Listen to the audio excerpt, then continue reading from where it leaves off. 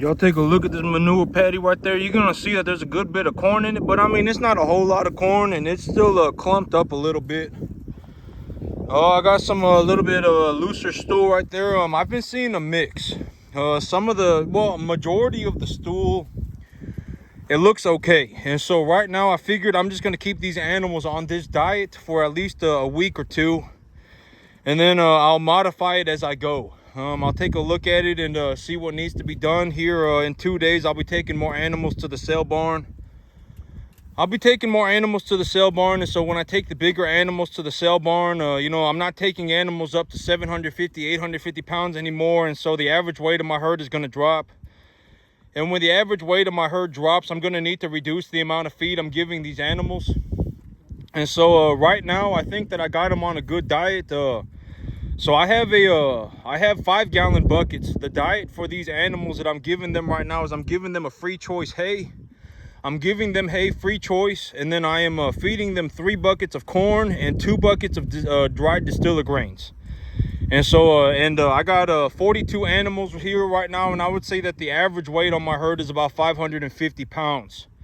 And so that's the diet that I have them on right now.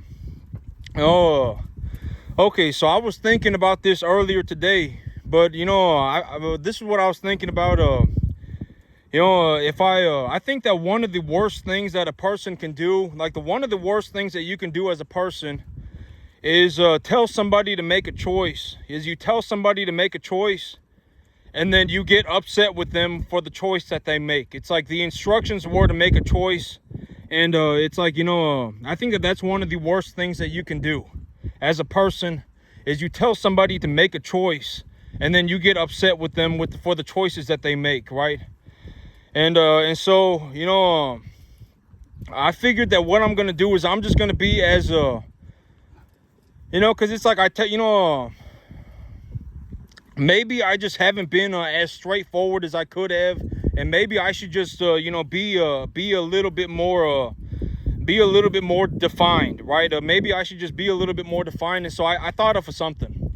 When it comes to money, when you watch my channel, one of the big ideas for me is that I am looking to make you aware of money. I'm looking to, the mass majority. It does not matter what field you're in. It does not matter if you're in agriculture. It does not matter if you're in business acquisition. It does not matter if you're in commercial real estate. I am looking to make you be able to perceive money.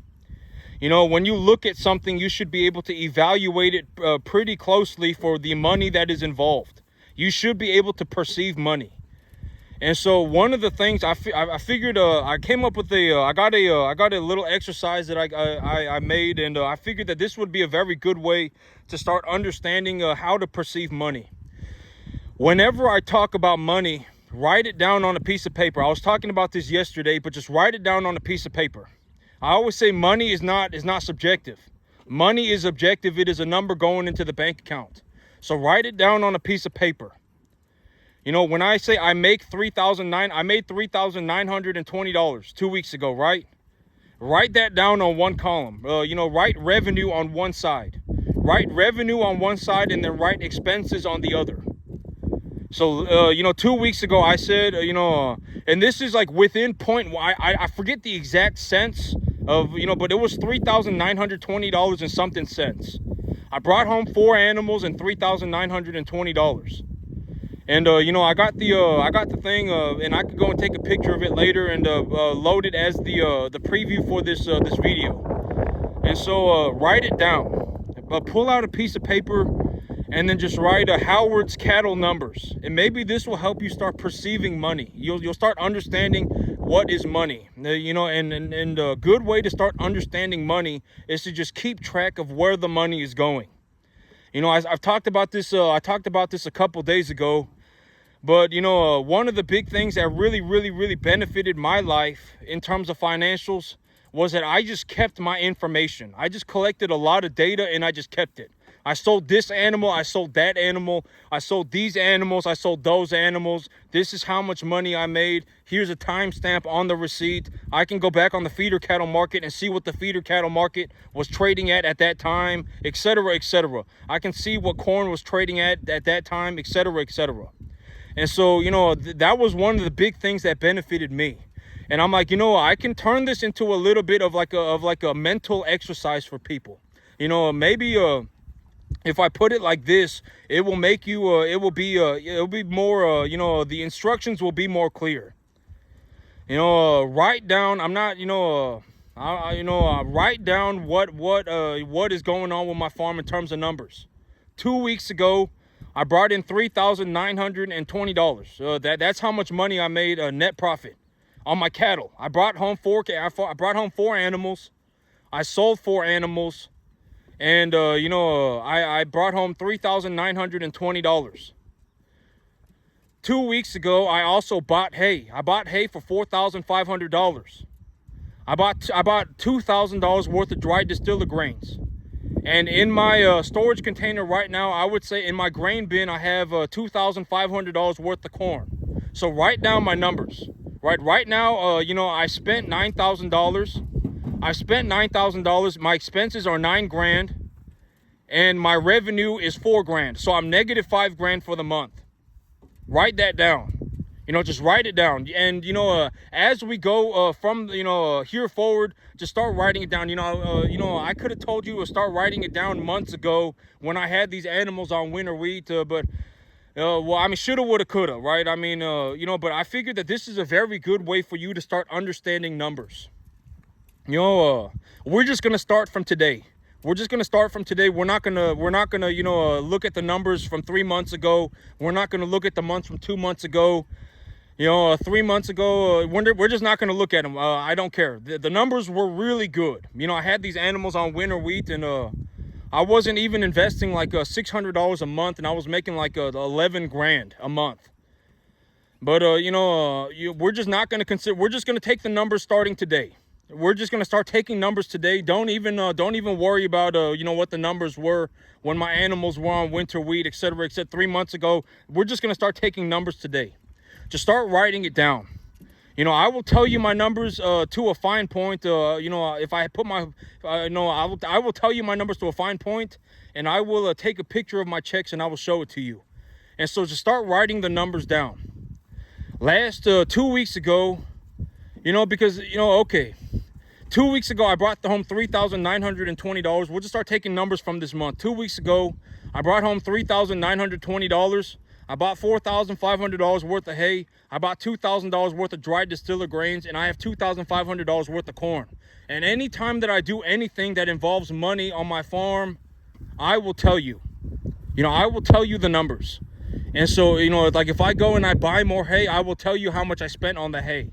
If I go and buy more grain, I will tell you how much I spent on the grain. And just start writing it down, because you need to start developing an idea on how to perceive numbers. If I'm telling you, okay, the thing about wealth disparity, I was talking about this yesterday, and why, when you locate somebody who is extremely wealthy, and let's just say you find somebody who's generating over $1 million a year.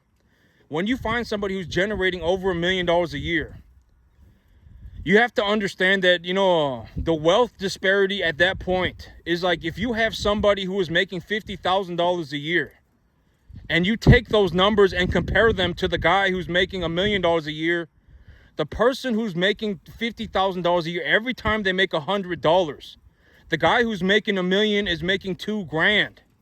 That is what wealth disparity looks like. I'm looking to make you aware of the situation so that it helps you generate more money. And yes, you should go out of your way to do business with rich people. I've talked about this all the time. You should. Why should you do that? Because the people who are rich, it's like me. Why do I go and do business with the commercial beef industry? Why do I do that? Because the commercial beef industry does not give a flying flip about $50,000. They don't. The commercial beef industry, legitimately, if I show up with 30 cattle, if I show up with 30 cattle and they're, 800 pounds, and they're, medium, large frame, number 1 to 1.5 type medium, large frame animals, and I show up with 30 animals, they'll just say, thank you, here's $50,000. I won't even meet the boss. The person at the front desk will just write me a check. They don't give a flying flip about $50,000. I can legitimately go and offer them $50,000 worth of cattle every week, and they will pay me without hesitation. That is why you should go and do business with rich people.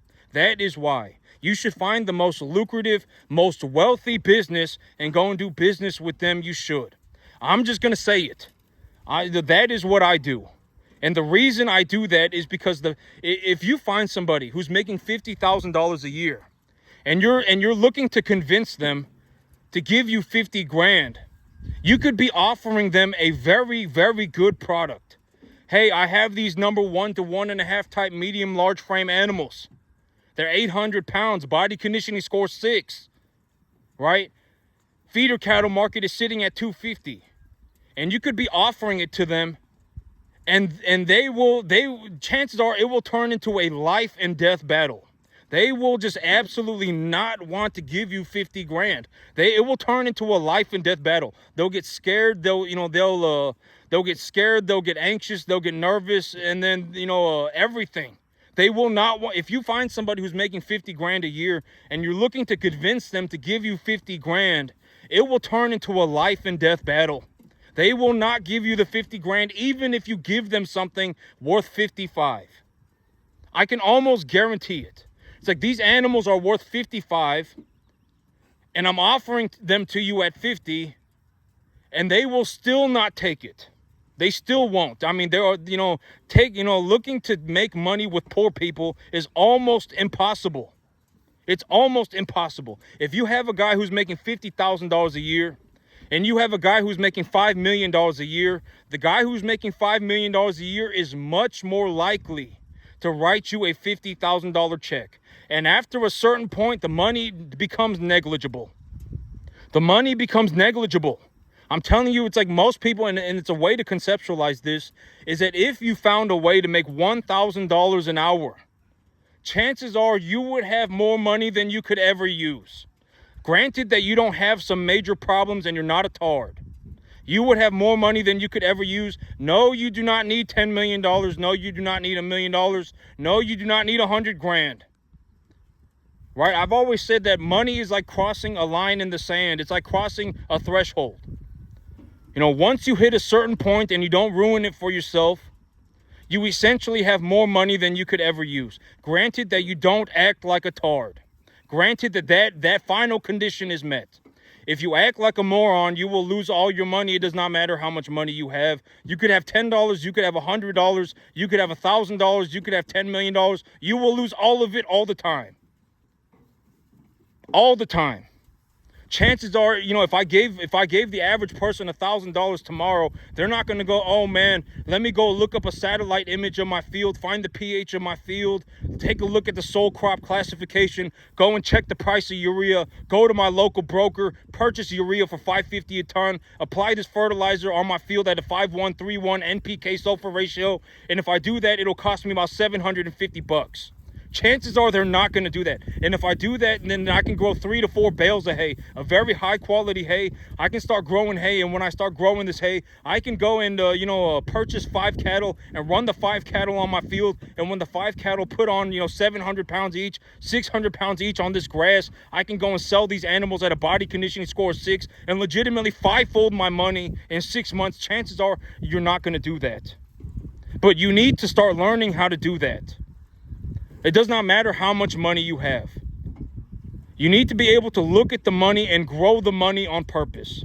If you want to know how to actually make a large sum of money, and I've already talked about the idea of growing money, is that if you grow money, the big idea of growing money is to take your income, to take your money, turn it into a tax-deductible asset that you can knowledgeably appreciate.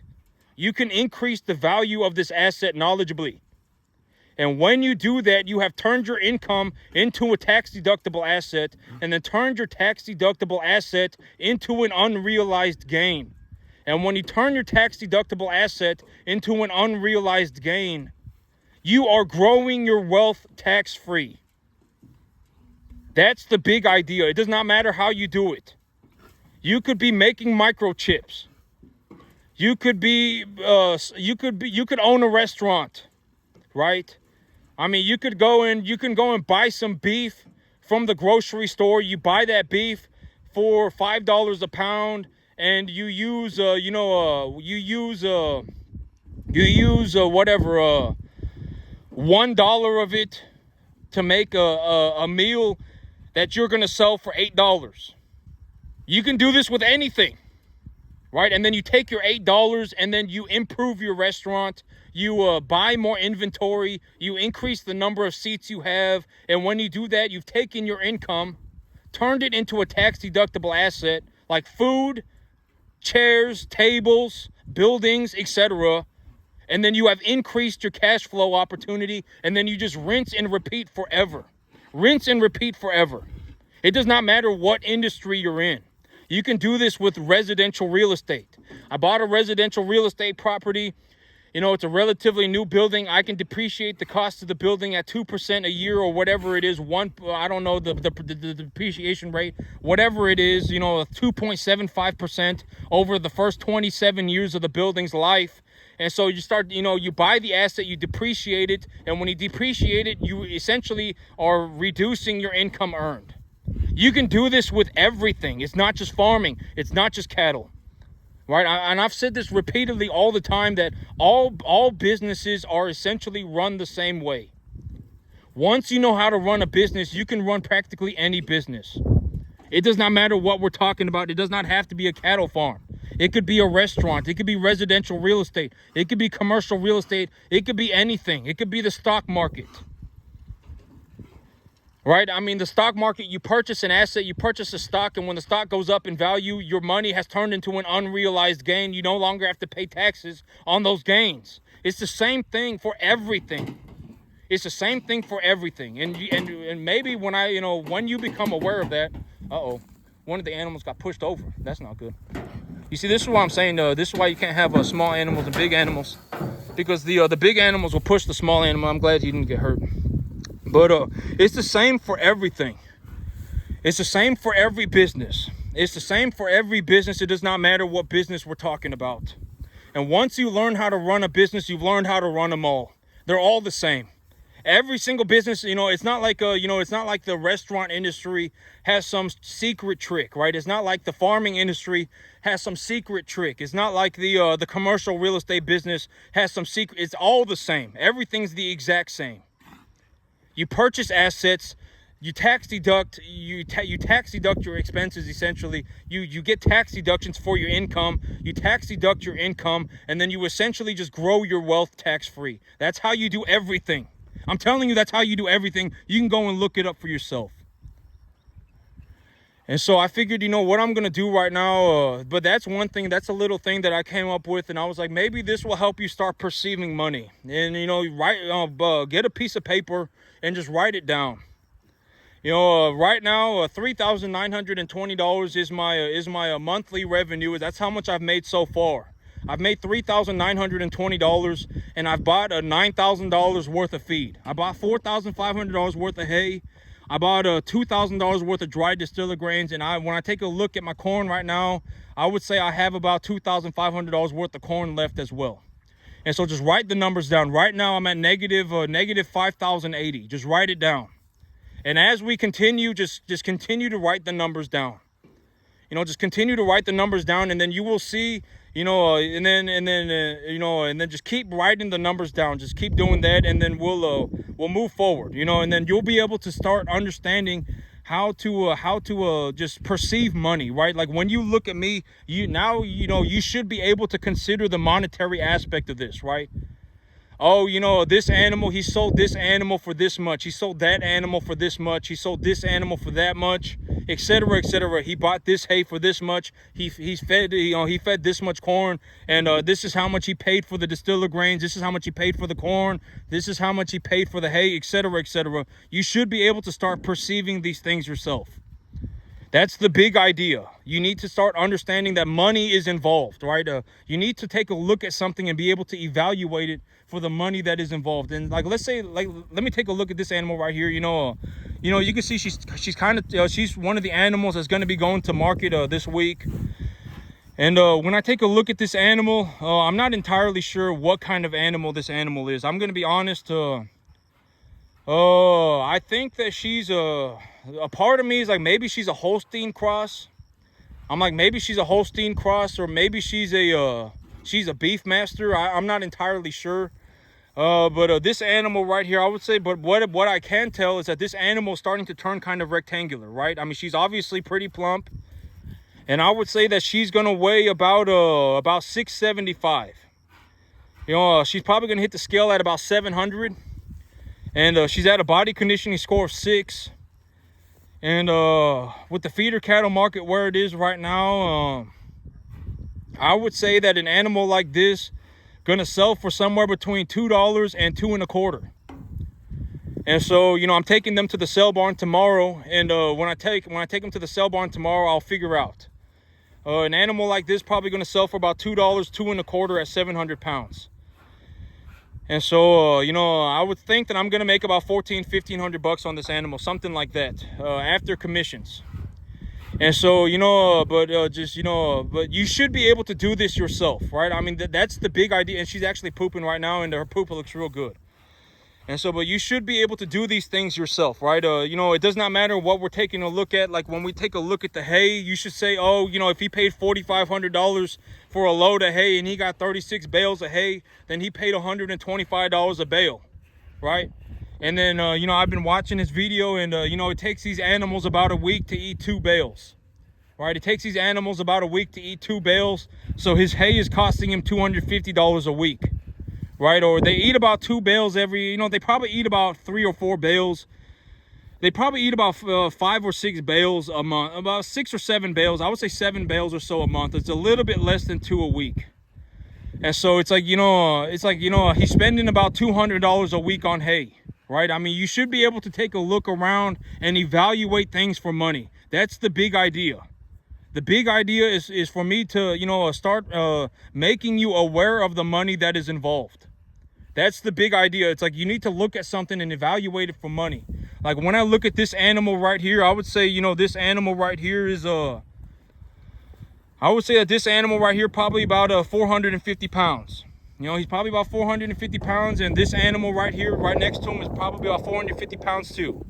You know, these animals, this one's a little bit thicker, but he's got shorter legs, right? And so, you know, these animals more or less are both, you know, roughly a 1 to 1.5 type medium large frame commodity animal. You know, these two right here, they're roughly identical, right? In terms of the beef industry, they're roughly identical. You know, these two are going to be going to market at the same time, and I have a third one that looks just like them too.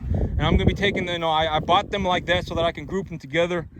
And when I take a look at this animal, I would say, you know, this animal probably about 450 pounds. You know, and right now the feeder cattle market probably sitting on the feeder cattle market right now. What do I think I would get for this animal at 450 pounds? Probably about $1,300.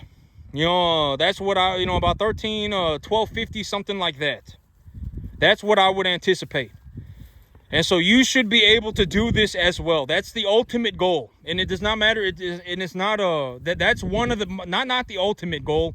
There is no ultimate goal. I mean, the big goal for every day is to just continue to get better. I mean, that's the big goal for every day. It's like, you know, you want to continually strive to get better. That's the big goal. There is no ultimate goal, right? And it's like, you know, you should be able to do this as well. And so, like, when I look at this animal, you know, it's the same thing, right? This animal probably closer to about 500 pounds. This animal's probably closer to about 500 pounds. It's a heifer. You know, this animal right here, I would say I probably get, you know, she's a good-looking animal. You know, I would say I get about a 1,300 for her, but she got kind of a bad gut feel.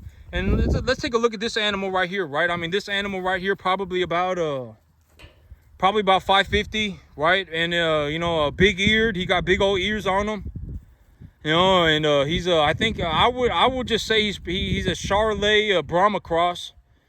And I would say that at you know, at about 550, he's probably sitting at about 500, 550. 5.25, something like that. And at that weight, you know, in the current market, I would say I would get about at 550, I would get about 2.25 for him. Then, you know, I would get about maybe you know, if I had to put a range on it, maybe I'd get about a 215 to about 235 on him, depending on how the market was feeling that day. And you know, the big goal, one of the big goals is for you to be able to do this as well. You should be able to look at something and evaluate it for money. You know, that's one of the big goals. You should be able to look at something and go, okay, you know, he's feeding 3 buckets of corn a day, and each bucket weighs about 30 pounds, and he's feeding 2 buckets of dry distilled grain. Oh, he's feeding 6 buckets of corn a day. He's feeding 6 buckets of corn a day, and he's feeding 4 buckets of dry distilled grains, and 6 buckets of corn weighs about 180 pounds, and he pays about $200 a ton just about for corn delivered. And so if he's paying roughly what's 10%, he's roughly paying $20 a day for corn, right? He's roughly paying $20 a day for corn. And then he bought distilled grains, and he bought 6 tons for $2 grand, and so he paid just about $300 something a ton, right? He paid 3 1/4 per ton. And if he's feeding 100 pounds of dry distilled grains a day, then then that costs what is that? Then that right there costs another what, 30 bucks, right? 30 bucks, is that what it is? 10% of 3 1/4 is 30. He's paying $32, right? He's paying $32 for dry distilled grains. He's paying $50 for corn, or he's paying $20 for corn. He's paying $20. Were those the numbers? I'm feeding 100 pounds.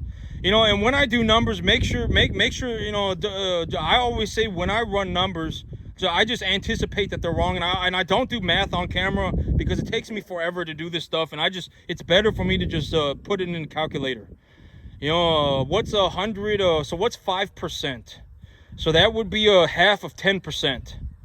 And so that'd be 30. So I feed about $16 worth of dried distilled grains a day, and I feed about $20 worth of corn.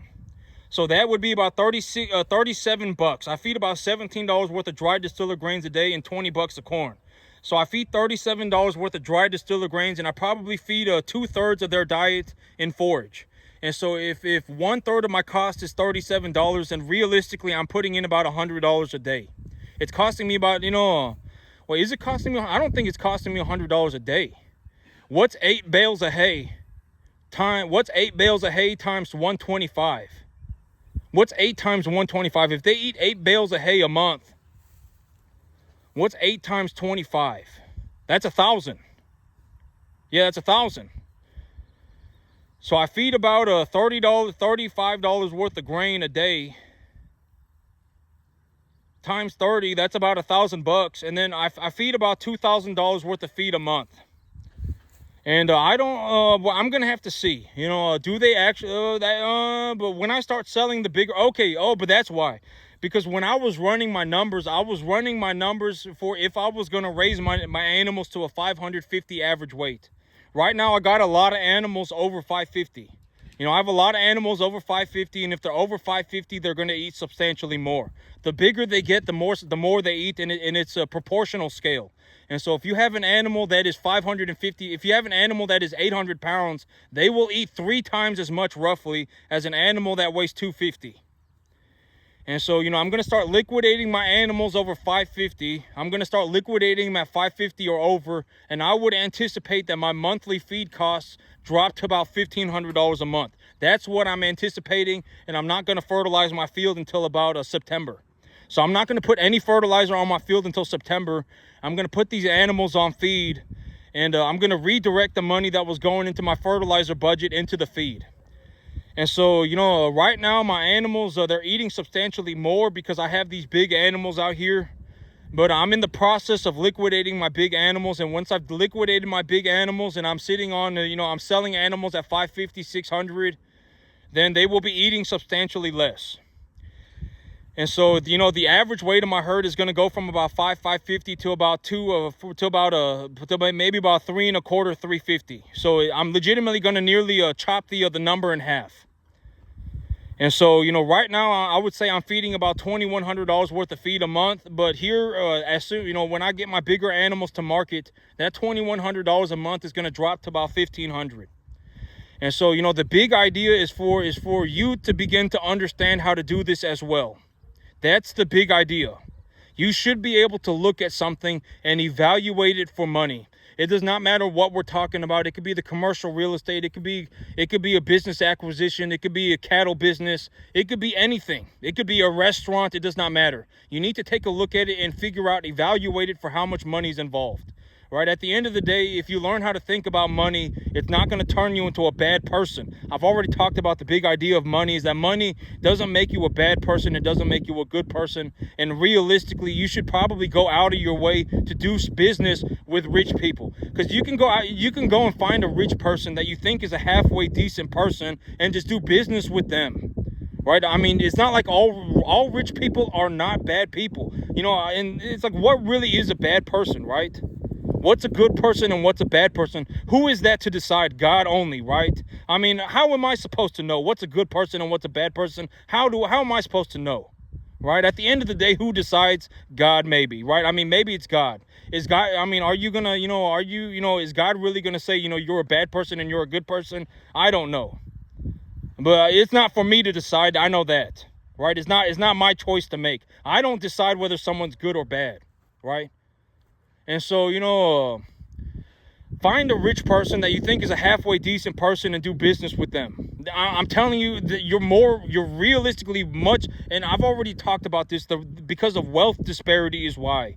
When you find a genuinely rich person, like if you find somebody generating $1 million a year, for that person making $1 million a year, for that person to write you a $20,000 check, it feels the same as a person who is making $50,000 a year writing a $100 check. That is why. Because of wealth disparity. The people on the upper end of wealth legitimately make like 40 times more money than anybody else. Genuinely they do. Right? When I talk about the commercial beef industry makes like 40, 50,000 times more money than me.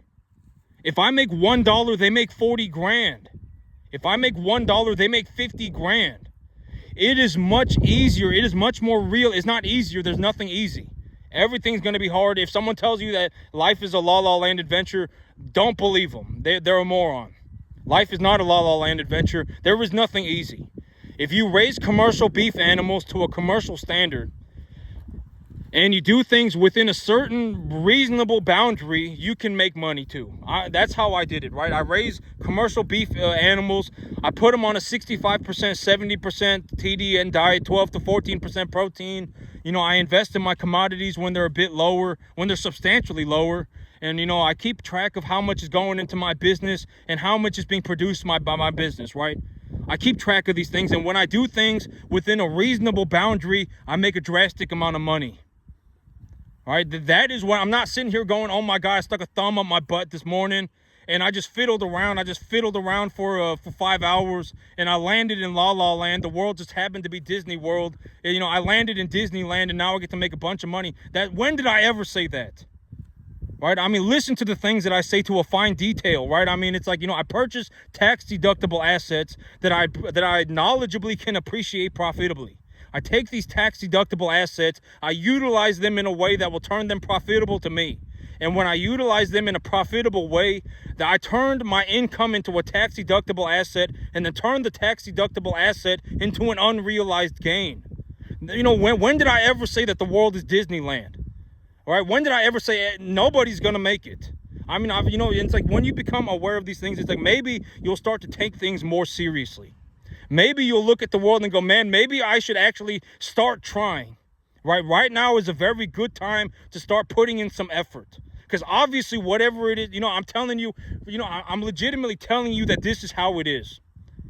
Me, generating over $1 million, I generated probably over $1 million a year for the last 2 years. I have not met a single other person that generates as much money as me. Not a single one. And I've seen thousands of people. Not a single one. Nobody has come up to me and been like, I'm purchasing these assets and, these are the tax deductions that I'm getting on these assets. And I'm legitimately, I purchased this equitable asset and, I have this much money and nobody's done that. Not a single person. And I've met thousands of people. And I'm telling you, when it comes to wealth disparity, if you actually find somebody who is rich, They will genuinely be making 50 times or more money than everybody else. That is what wealth disparity looks like. If you find somebody who's making $250,000 a year, even at $250,000 a year, if you look to get the if you try and convince them, if your idea is you're going to convince them, this person making $250,000 a year, you're going to convince them to write you a $50,000 check, it will turn into a life and death battle. Even if they make $250,000 a year, $250,000 a year, if you look to get them to write you a $50,000 check, it will turn into a life and death battle. But if you find somebody who's making $5 million a year, chances are it will be much more realistic. They will understand money better. Chances are they will. Granted that you're not dealing with a tard, right? If you find somebody who is making $5 million a year and you're looking to convince them to give you, you genuinely have a good deal. You understand that you do. Let's say you're me, right? You have some 1 to 1.5 time medium, large frame animals, body conditioning score of 6, vaccinated, good to go, ready to go, right? Body conditioning score of 6, average weight maybe 550, 600 pounds. Right? And you got these animals and you're like, I genuinely, I got this and I evaluated these animals at this price and I'm going to offer it to you. If you find somebody who's making $250,000 a year and you offer them a deal, even if it is a good deal, it will turn into a life and death battle. Unless they are, unless you are talking to somebody who's generating like $1 million a year or $5 million a year. Because it's like, at $5 million a year, at $1 million, even at $1.25 million a year, here's a way to think about it. At $1.25 million a year, if you have somebody at $1 million a year, if you have somebody who's making 50 grand, if that person who made 50 grand a year is writing a check for $100, at the person who is making $1 million a year, it will be like, to them, $1,000 will be like $100, right? It's like, if you're, that's what it looks like. That's what wealth disparity looks like. So you should take your deals to rich people. Do business with rich people on purpose. I'm telling you that. Well, that is how I did it. And I don't, if it makes me sound like a prick, I don't care. I don't care. I'm dead serious. I don't have the capacity to care. I just don't. I'm just telling you, this is how I did it. Like, if I take the beef industry, $50,000 worth of animals, they're not going to put up a life and death battle for my animals. They will write me the check. Thank you, Mr. Chung. Goodbye. That's it. Oh my God, give me a discount, right? Oh my God, they're not going to do any of that. Here's your check, Mr. Chung. Thank you for your business. Goodbye. And you don't need $10 million to be rich. You don't need $1 million to be rich. Most people, even at $1,000 an hour, if they were not a moron, would essentially have so much money that they could not do anything with it. I'm telling you that is how money works. If you find a way to make more money tomorrow, you do not need to reach a certain amount of money to be rich. Most people, if they found a way to make an extra, granted that you're just an average person and you're working 40 hours a week, if you found a way to make $10 an hour more, chances are you would reasonably have more money than you could ever have or ever use. And if you think about that, it's like, a husband and a wife in the home, and the husband is working and the wife is working. And if the husband makes an extra $10 an hour and the wife makes an extra $10 an hour, the family is making $40,000 a year more. Most people, if they found a way to make an extra $40,000 a year, it would be more money than they could ever reasonably use. Realistically. And I'm not saying that you should go and find a job that pays you an extra $10. Well, if you want, that would be a very good idea. That would also be a very good idea. If your idea is that you're going to work 40 hours a week until the day you die, and then that's all that's fine, right? And it's like, you should probably, and it's like, at that point, it would be a good idea to find a way to make an extra $10 an hour. I don't know how you do it. Go and get a forklift license. I don't know. Go and work as a waiter at a high-end restaurant. I don't know. I don't know how, go and get I don't know, go and, be a car mechanic. I don't know, right? It's like, if you're in a job right now, chances are you need a better job, right? I mean, what does that job look like? I don't know. The world is your oyster. You figure it out. But I'm telling you, there are people that I am directly associated with who make $1,000 an hour. And you can do it too. It's not hard. And if you want to make $1,000 an hour, chances are your chances of doing that are drastically better if you find somebody who is rich and then value add for them. I've been listening to Mr. Chung talk about real estate.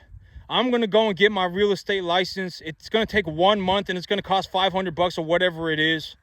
I'm going to go and get my real estate license and just keep an eye on the real estate market. And anytime that I find a good deal, I'm just going to go and take it to Mr. Chung. Because at the end of the day, Mr. Chung is not going to ask me to reduce my rate, right? I mean, at the end of the day, Mr. Chung don't care. I mean, he's working on $10 million worth of stuff. He's not going to care about 30 grand, right? He's reasonably not. I mean, if anything, he will be grateful. I would be grateful. Like if you legitimately found a property and you're like, I found this property and I ran a comp on it and it's $1 million. It's $1 million property.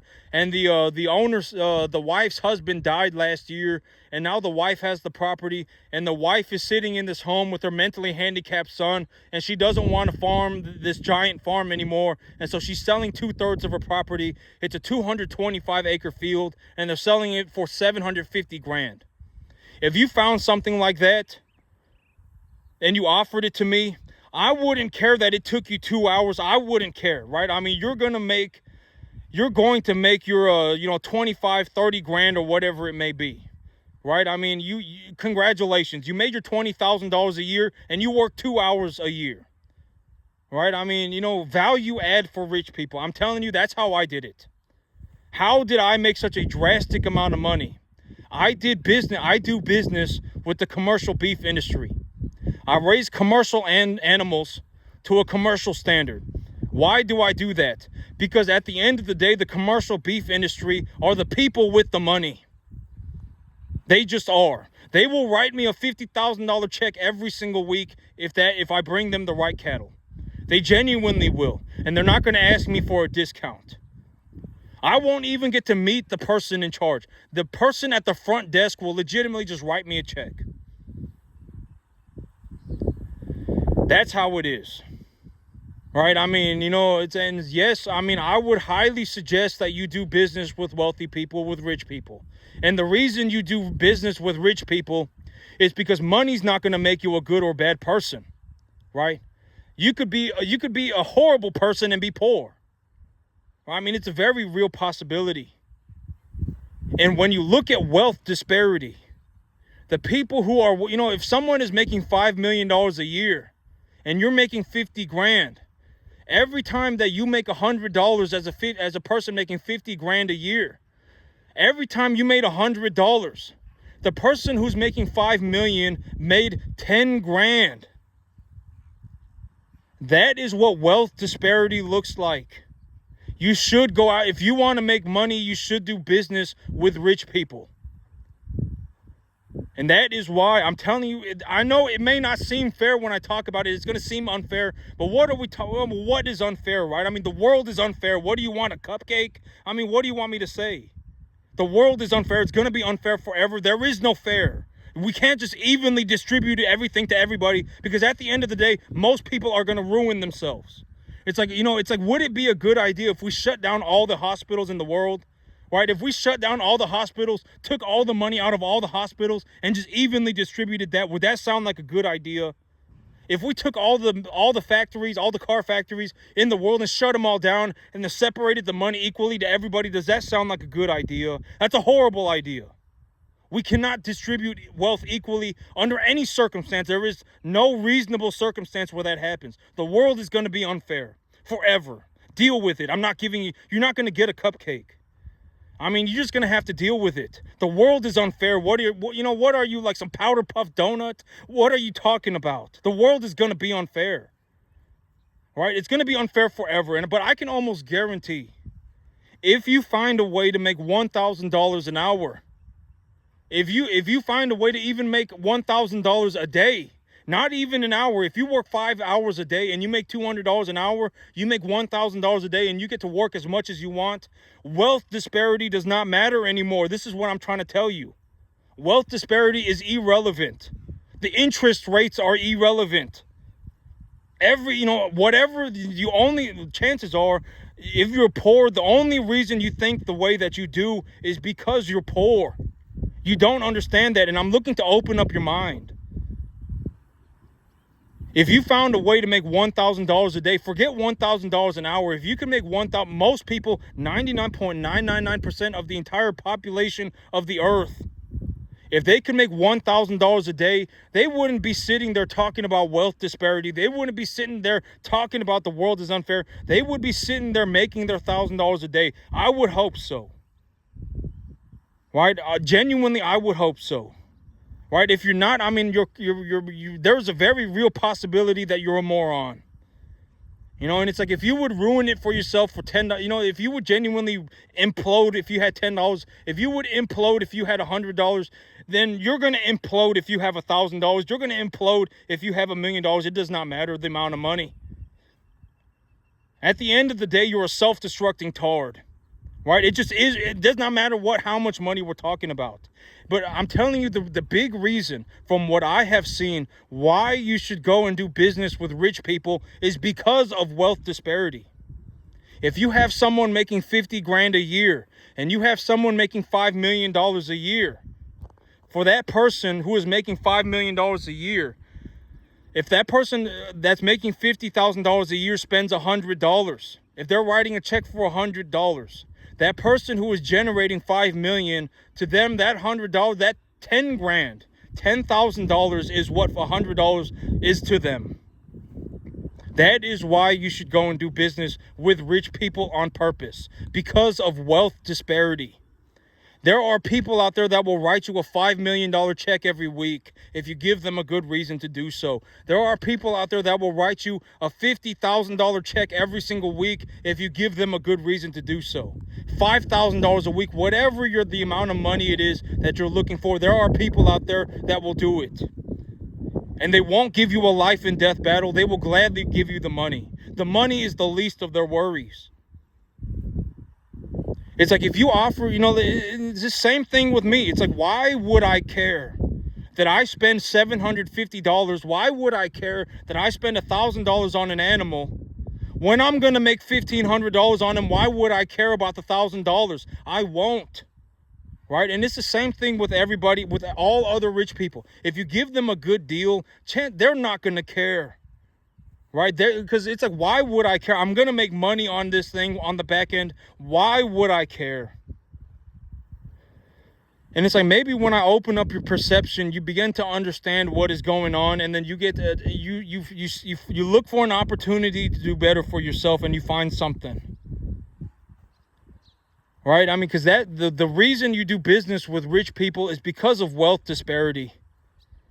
If you have someone who's making $5 million a year, to them, 10 grand is like $100 for somebody who's making 50 grand.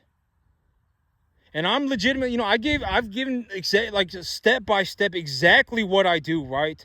This is how I procure my animals. This is how much I pay for them. This is the formula that I use to figure out what I'm going to pay for these animals. I take these animals up to this body weight and this body conditioning using this diet. When I run my business, I utilize the money that goes in and out of my business is managed in this fashion.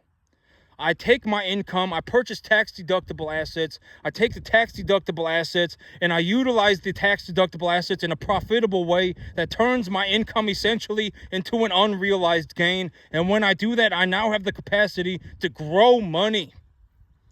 If I'm given $1,000, I can genuinely just grow the $1,000. I could turn $1,000 into 100 grand in 2 years very easily. $1,000 a month. If I was given $1,000 a month, and that was all that I had, I could turn that into 100 grand in 2 years very easily.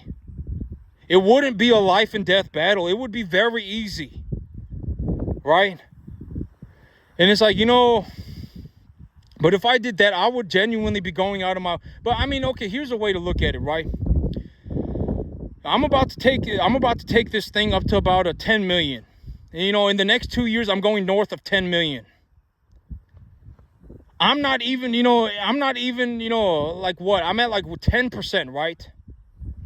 I'm at, currently I have about 10%, and I just need to do this 10 more times. And if I do this 10 more times, I'm at 10 million. You should be able to grow money under any circumstance. If you're given $1,000, you should reasonably be able to turn that $1,000 into 10 grand. You should be able to turn that 10 grand into 100 grand. If you're given $1 million, you should be able to turn that $1 million into $10 million. It's all fundamentally the same thing. Once you figure out how to do it, it's all fundamentally the exact same thing. It does not even matter what business you're in. You could be in commercial real estate. You can be in residential real estate. You could be in retail. You could be in farming. You could be in any business. It's all fundamentally the exact same. If you're given $1,000, you should be able to turn that $1,000 into 10 grand. If you're given 10 grand, you should be able to turn that 10 grand into 100 grand. If you're given 100 grand, you should be able to turn that 100 grand into $1 million to 10 million, etc., etc. It's all fundamentally the exact same thing. It's all the same thing.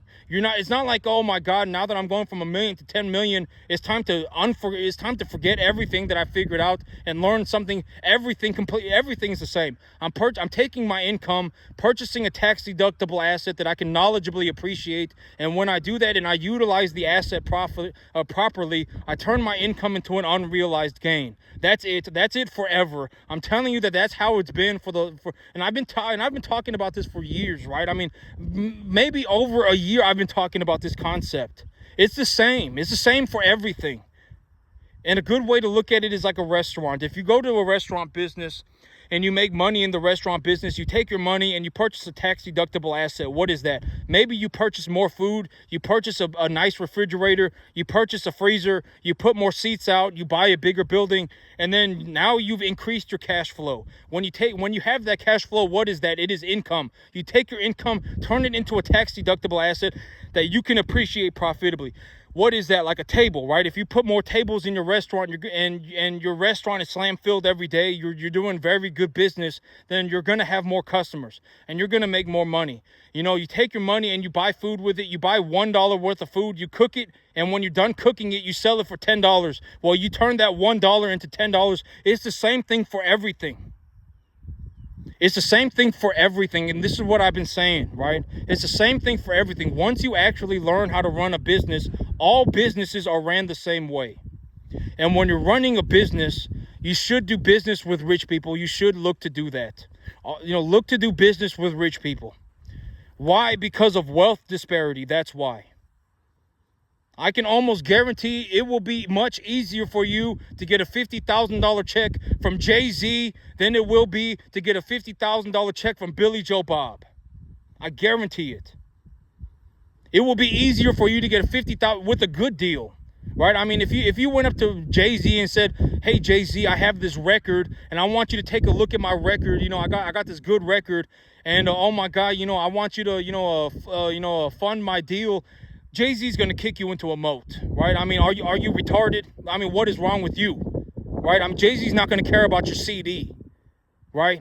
Is something wrong with you? I mean, what are you doing, right? I mean, if you actually had a good deal, this is what I'm talking about. You need a good deal. You always, think about what you're going to say, right? Think about what you're going to say, and then think about what you're not going to say. It's like if you actually believe that you have a deal that is good enough to present to Jay-Z or Beyonce or whoever you want, Warren Buffett, chances are if it's actually a good deal, they are more likely to give you more money. Why? Because at the end of the day, the money is negligible, right? If they actually produce your CD and then they'll make $10 for every dollar that they put into it, why would they care that you want $1 million? They won't care. Here's your $1 million, take it, right? I mean, just here's your $1 million, and then they're going to take it and make $10 million on it, right? If you have a good deal and you present it to Warren Buffett, then chances are Warren Buffett is gonna give you more money than Billy Joe Bob. Billy Joe Bob will give you a life and death battle over everything. I can almost guarantee it. And and that's what I mean by you always, think about what you're going to say and always offer a good deal. No, I would not touch your deal with a 50,000-foot pole. If you offer me your deal, I will kick you into a moat and run over your dead body. Don't offer me I don't care about your deal. I don't. You could die tomorrow and I wouldn't give you $5. Right? I mean, it's like, don't think about what you're going to say. right? And when you present a deal to anybody, it could be a banker, it could be Warren Buffett, it could be Jay-Z, it does not matter who we're talking about. If you're going to present your deal to somebody who can genuinely define your financials, your financials are, you have to convince them to give you money. Make sure you think about your deal. Don't offer some worthless deal, right? I mean, because it's like, it's like, even me, it's like, if you offer me some worthless deal, I will kick you into a moat. I don't think you understand. Like, I'm not playing. I don't think you understand. I wouldn't touch your deal with a 50,000-foot pole, right? I mean, don't offer me a worthless deal. Like, are you dumb? Is something wrong with you?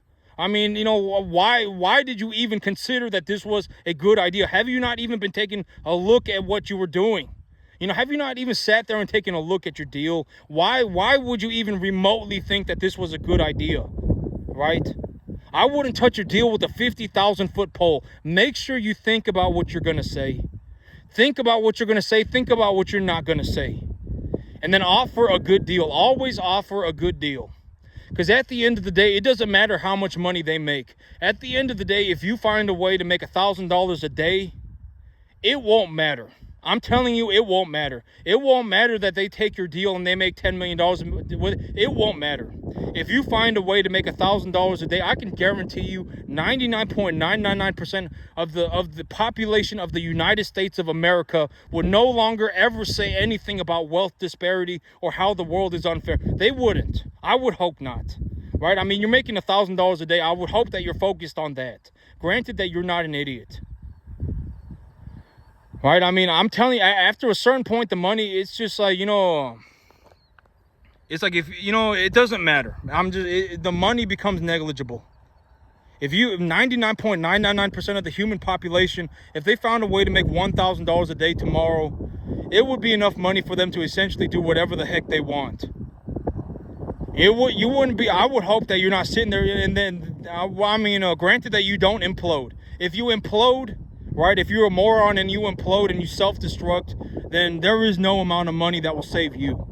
You could genuinely make $10 million a year and you cannot out-earn being a tard. You can't. I mean, you will always default back to that. You will always implode. It does not matter if I give you $100. It does not matter if you get $1,000. It does not matter if you get $10 million. You will always implode. And, but always offer a good deal. And when you're about to go and offer a deal, think about what you're going to say and think about what you're not going to say. I do that all the time too. But that's it for me today, YouTube. Y'all have a good one.